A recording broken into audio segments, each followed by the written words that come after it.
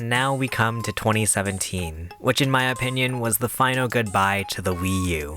On March 3rd, 2017, Nintendo released the highly anticipated The Legend of Zelda Breath of the Wild on the Wii U, alongside their brand new console, the Nintendo Switch. It's really crazy to think that Breath of the Wild was basically Nintendo's final hoorah for the Wii U. After that brief Zelda gameplay during the Wii U reveal trailer, I know that many people bought the Wii U just for a new Zelda game. Now, Breath of the Wild is actually a Wii U game that I did not buy. I mean, I had already moved on to the Switch. But from what I've seen around the internet, the Wii U version of Breath of the Wild isn't really anything special. Besides requiring way more updates than you would expect, the biggest difference between the Wii U and Switch versions of Breath of the Wild comes down to the button layout in the menus. Unfortunately, they pulled a Donkey Kong Country Tropical Freeze on us and just completely disregarded any use of the gamepad functionalities.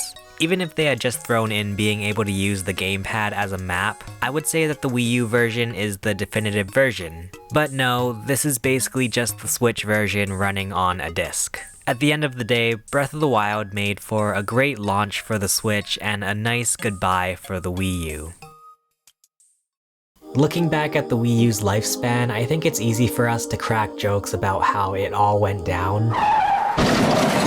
I know that there is a very dedicated Wii U fanbase, but unfortunately, the numbers speak for themselves. And although even I had my fair share of poking fun at the Wii U, I think it's pretty commendable what Nintendo was able to pull off with this console. In the peak of the console wars, mainly between Xbox and PlayStation, Nintendo was able to come out with something completely unique, unifying, and maybe even utopian.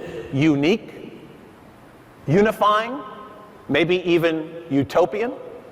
And I think pretty early on it was clear that the Wii U was going to be an uphill battle for Nintendo. Between games being harder to develop for the Wii U because of the gamepad, Nintendo themselves having to develop games in HD for the first time, I feel like Nintendo had a lot going against them this generation, which is really unfortunate. And while the Wii U was far from as successful as we all hoped it would be, I think Nintendo did a good job at supporting this console throughout its lifespan. We still got some super high quality games like Mario Kart 8, Splatoon, and Super Smash Bros. For Wii U, just to name a few. I think in some alternate universe the Wii U could have actually succeeded. But for now, I guess we're just looking onward to better things with the Nintendo Switch.